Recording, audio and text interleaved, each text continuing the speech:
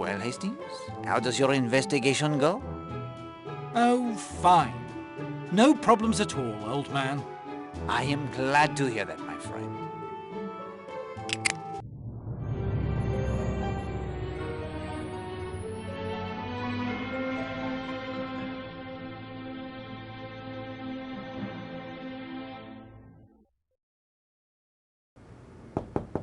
Hastings, answer the door like a good fellow.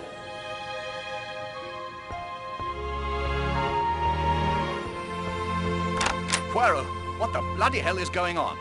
I have spoken to Madame Marshall. Yes, I understand she gave you the third note. She told me. I will begin a search for the typewriter on which the notes were written. There can't be many typewriters on the island. One that has been stolen from Mademoiselle Darnley. The devil you say. And yours? But see here, something very precious to me has been stolen. Indeed? And what has been stolen? A photograph of Arlena, the only one I carry with me. It was taken sometime this afternoon from my room. The door to your room was unlocked or forced? It was locked. But hang it all, the balcony door was not. Poirot, that photograph means a great deal to me. You must find it. You see how I was plagued at every turn, Hastings? With the investigations I would under ordinary circumstances reject out of hand? Yet on Seadrift Island everything, even the smallest bother, was connected, and therefore could not be ignored. I will see what I can do, Captain Marshall.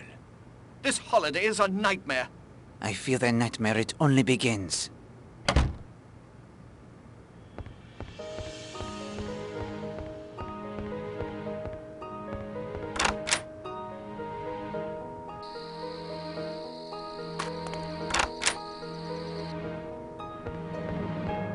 I think this room belongs to Major Barry. Bravo, Hastings! You have solved one crime at least.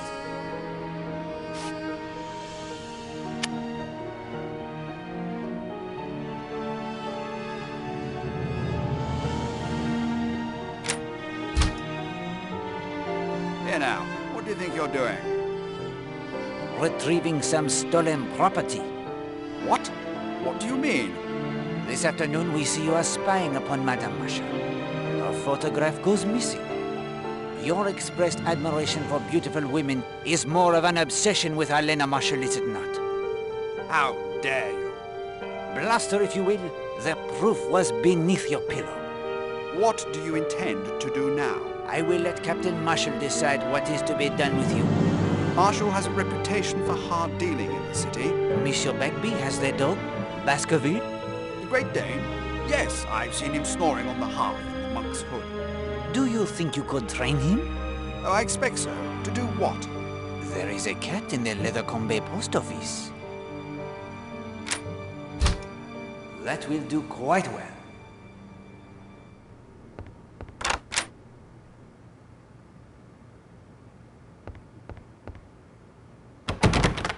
No.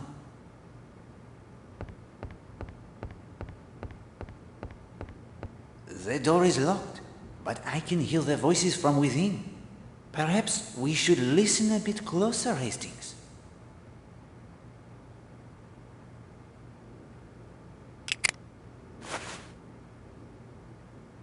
Je vous ai battu. Je vous casse, je vous maudis. Je vous ai battu, je vous casse, je vous maudis. Je vous ai battu, je vous casse, je vous maudis. Sounds like Miss Marshall is doing her French lessons. If that is true, Hastings, they are the most unusual French lessons. She says, I beat you, I break you, I curse you. I say that's a bit rum. The door is locked. Your crime. I confess that. It's why we came here. Our hopes and dreams. Our future. Gone. Why do you keep telling me to leave it? I know you, Oakley, darling. I know your temper. There must be some justice in this world. There is, darling. In the end, justice will win out.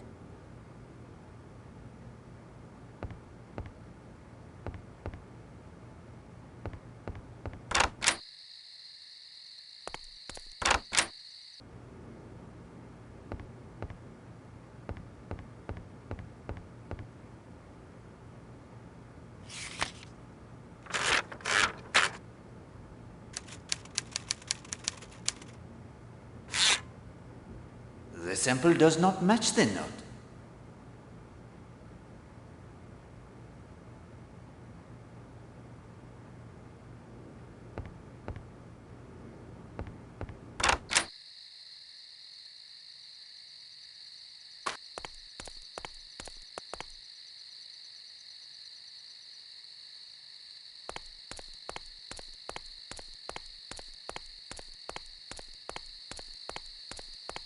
Hello, Mr. Poirot. Monsieur Redfern, may I join you? If you like. I think that you enjoy life. Indeed I do. And why not? Why not indeed? I make you my felicitation on the fact. Well, thanks. May I offer you the piece of advice? Please. A very wise friend of mine in the police force said to me years ago, Hercule, my friend, if you would know tranquility, avoid women. I'm afraid it's a bit late for that. I'm married, you know. Your wife, she is a very charming woman. Very accomplished. She is, I think, very fond of you also. I'm very fond of her. I am delighted to hear it. Look here, Monsieur Poirot. What are you getting at? Les femmes? I know something of them. Do you? One can be a pleasure. More than that, are capable of complicating life. And the English, oh, they conduct their affairs so... Oh, they baffle Poirot. Monsieur Redfern, I stated to you plainly. If it was necessary for you to come here, why in the name of heaven did you bring your wife? I don't know what you mean. You know perfectly. I am not so foolish as to argue with an infatuated man. I utter only the word of caution. You've been listening to these damned scandalmongers. Nothing to do but make up lies all day. Just because a woman's good-looking, they're down on her like harpies. It's pure jealousy, nothing more. Are you really as young as all that? I see. You were trying to defuse the situation before it explodes. Exact, Hastings. I could see the current circling around Elena Marshall. Not knowing from what direction the danger would come, or whom it would be directed toward, it was all I could do.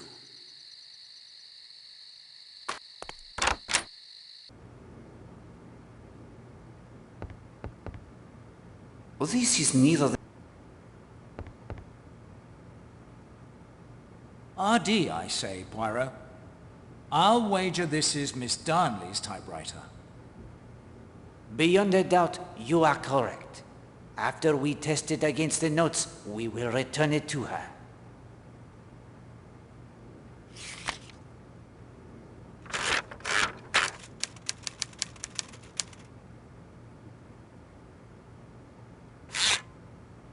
The sample does not match the note.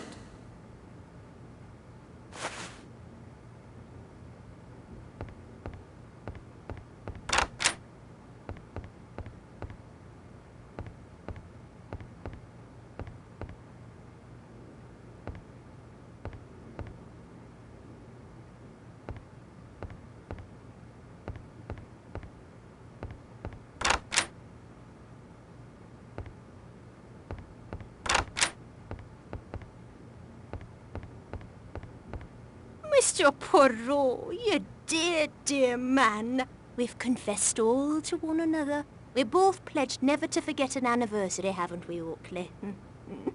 Yes, darling. And we'd like to thank you for your efforts on behalf of our anniversary, isn't that right, Oakley? Yes, darling. I love my knitting book. And I'm equally delighted with my coin, more than you can know. You chose Seadrift Island to hunt for the treasure, did you not? I confess, I wanted to keep the search low-key, but you deserve the truth.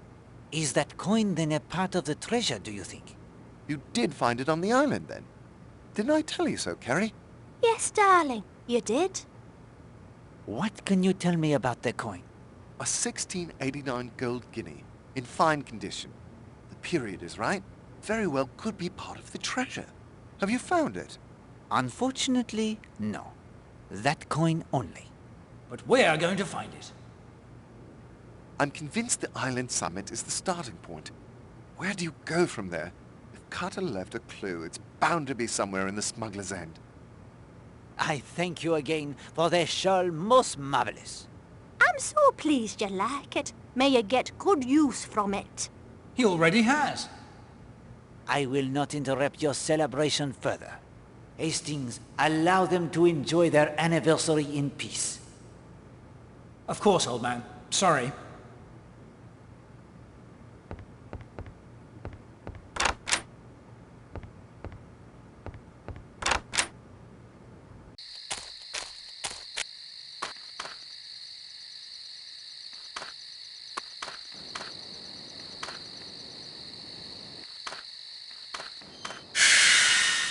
Good heavens, Poirot! It's the ghost of Tom Cutter! Steady, my friend. We must keep our wits about us. We must follow.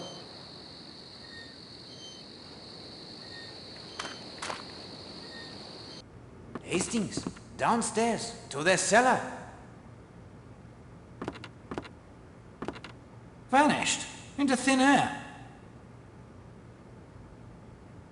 Wet footprints in the dirt floor of the cellar.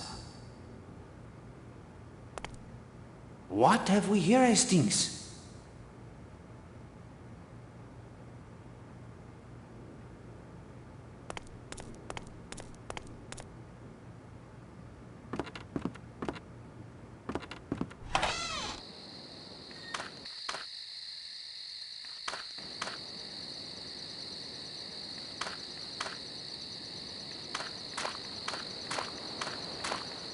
Filthy night, eh, Poirot? It is that. Oui, Captain Marshall. Any luck finding our Lena's photograph? I have recovered the photograph. You're a bloody marvel, I'll give you that. Who had it? Where was it? An overzealous admirer of Mrs. Marshall took it. Stolen by the writer of those damn threatening notes. You may rest assured that is not the case. It was a lapse in judgment, to be sure, but no harm was intended. Very well. I'll accept your request, even if I don't quite understand it. If there's anything I can do in return... It is kind of you to offer, and indeed there may be something. Name it. Here is your chance, Hastings. Use the little grey cells.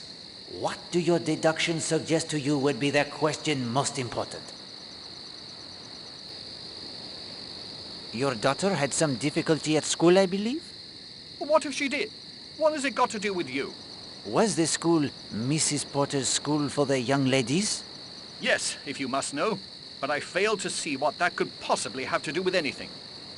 Thank you for the photograph. If you'll excuse me. Well done, Hastings. A deduction worthy of Poirot.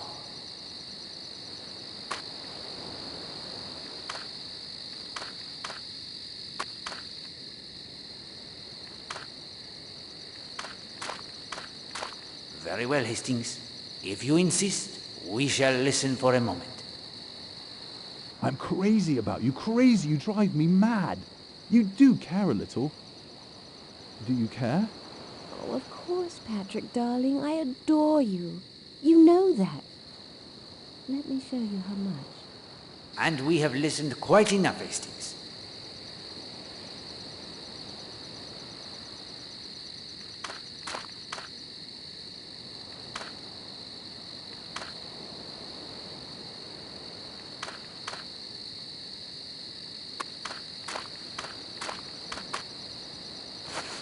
Someone's been careless leaving a perfectly good shovel lying about.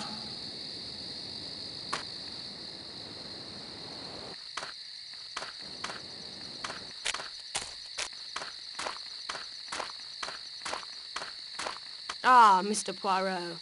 Miss Brewster? An unusual place to find the ballet teacher? Not entirely. My past seems to still be haunting me. The girl you mentioned who died? Yes, Mr. Poirot, I need your help. If it is in my power. She was a student of mine in Brixham. A number of students from a nearby girls' school would come to us for ballet instruction. Millie Parsons was one of those. Returning to the school from a ballet class, she was attacked and strangled to death. I want you to find her killer. What a coincidence, Poirot.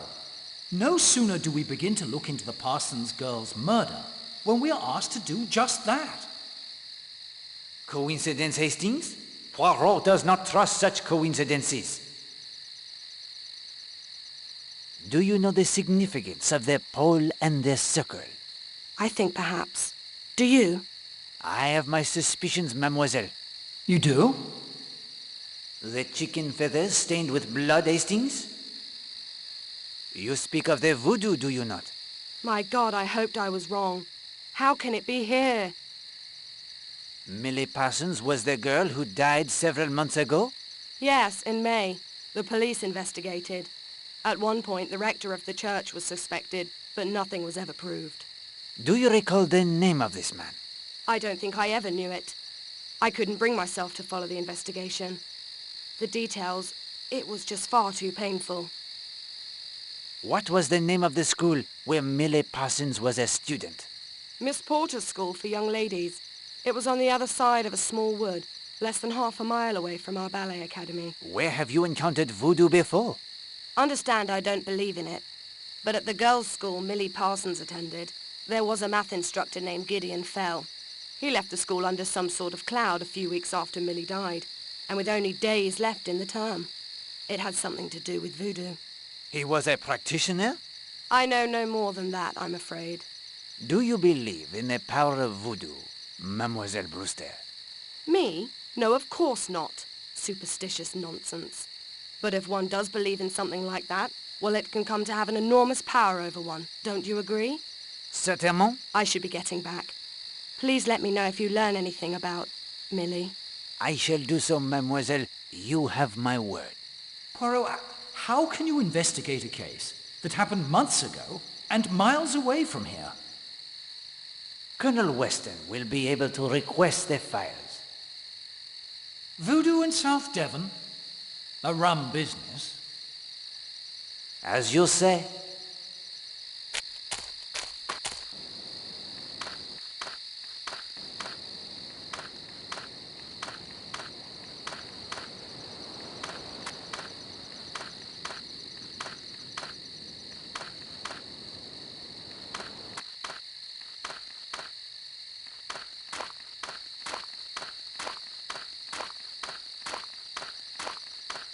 Good evening, Madame Redfern.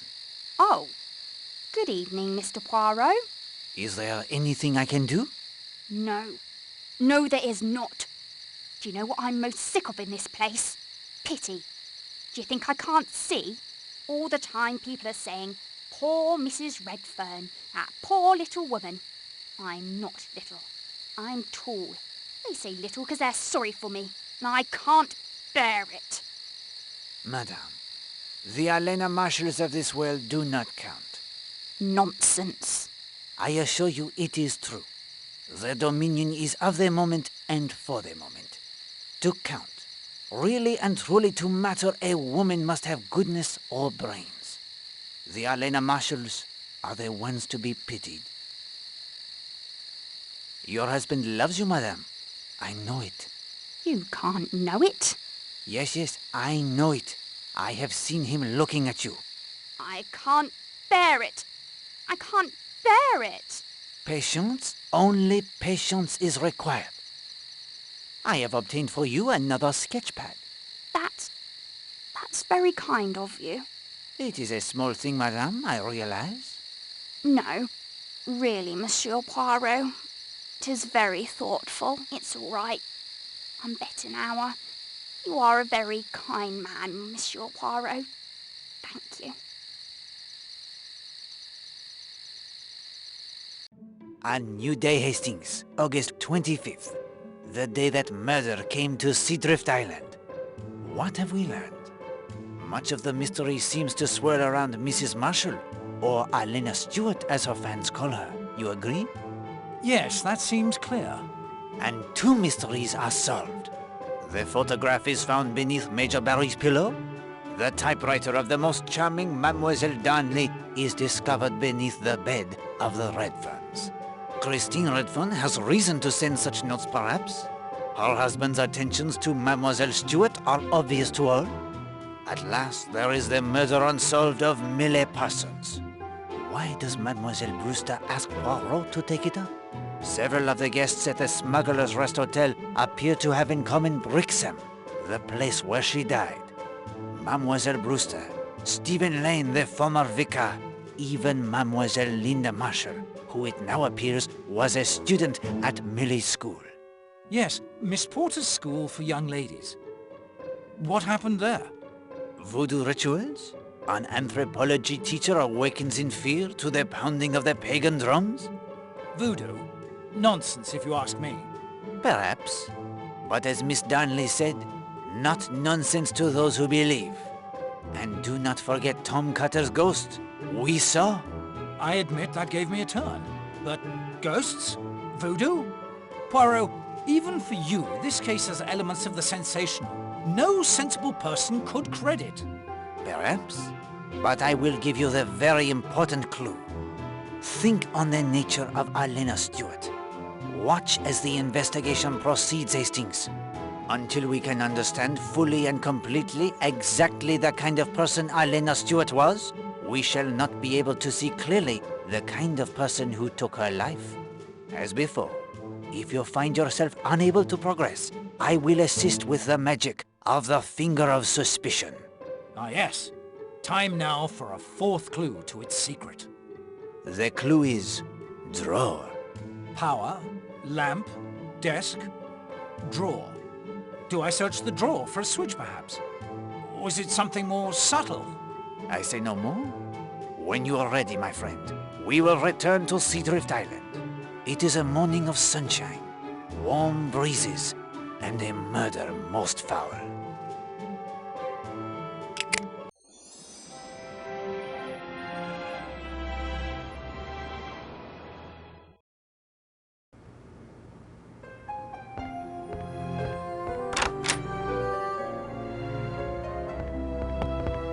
Morning, Monsieur Poirot. Any more thoughts about what we found in the ruins? Poirot always has the thoughts, Monsieur Lane. Who can tell which will prove to be most significant? What are your plans for this morning? I've heard there's a fine church in these parts, St. Patrick in the Coombe. I'm going to try and track it down. What illness forced you to leave your position? It was... I confess it was nerves, Monsieur Poirot. I did not mean to intrude. No, it's quite all right. No sense in my hiding the fact. Women, they are so often at the source of evil. Do you think so? Man alive, don't you feel it in the air? All around you. We spoke of it yesterday at the ruins. The presence of evil. Oui, Monsieur Lane, I feel it. I am able to assist you in your search, I think. Oh? I found this pamphlet at the establishment of Mrs. Hughes in Leathercombe Bay. Oh, this is marvelous. And there's a map and everything. Let's see, it'll make a fine hike over the moors, too. Thank you so much. Monsieur Lane, I wonder if I may ask you the questions somewhat painful. Your kind gift has lifted my spirits considerably. I will answer if I can. Your church was near Brixham, I believe. Oh, yes, I had a small living there. Why? Are you familiar with Mrs. Potter's school for young ladies? Why, oh, yes, Miss Potter herself and several of the girls attended my church. Not as many as I would have liked, but some. Do you recall the Conservatoire de Dance near there? Oh, yes. Miss Brewster, who is stopping here, was an instructor there. Does the name Millie Parsons mean anything to you? The murder. Yes, it caused quite a sensation. A teacher at Miss Porter's was accused. No charges were brought. Simply the ruin of a man's reputation. He may have been misguided, even driven. But the Parsons girl brought it upon herself. Of that I am convinced. And then, only a few weeks later, another murder. They must have been connected. And of that second crime, he was wholly innocent, I have no doubt. So what he said in a moment of weakness... What did this teacher say to you? I may no longer be of the cloth, Mr. Poirot, but I will keep the confidences learnt while I was still in God's service. Even if it allows a murderer to go free? Please! God must judge, not I. Tell me of the second crime. It received quite a bit of press at the time. Alice Corrigan was the name. Strangled, as was the Parsons girl. The husband was suspected, but again, no arrest was ever made. I'm convinced the two crimes were the work of one man. And a motive? Women are at the heart of many tragedies. In this case, they were the victims of tragedy. Can you doubt? They brought it upon themselves through fornication, adultery, and godlessness. It is my nature to doubt, Monsieur Lane. Yes, of course. You're a detective. Still, I would think your experience would have paid witness to the truth of my words. I may have misunderstood and unburdened myself too freely. I must be off if I hope to reach the church and be back before it gets too late. Thank you again for the information. Fellow is right round the bend, Poirot. He practically admitted he knew Millie Parsons' killer, yet did nothing because she was a girl, and somehow deserved it? That's monstrous. It is true he appears to be quite selective when it comes to forgiveness and compassion. Yet it may very well be that decision to keep silent caused his breakdown. His pain runs deep, and the struggle, it continues. There may be hope for him still.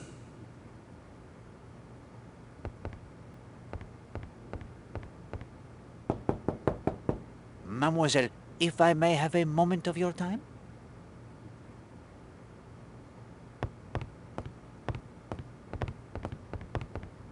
I only have a few minutes, Monsieur Poirot. I'm meeting Mrs. Redfern at Sanctuary Cove at 10:30. I will come straight to the point, mademoiselle. You were a student at Miss Porter's School for Young Ladies in Brixham, were you not? I was. I'm not anymore, though.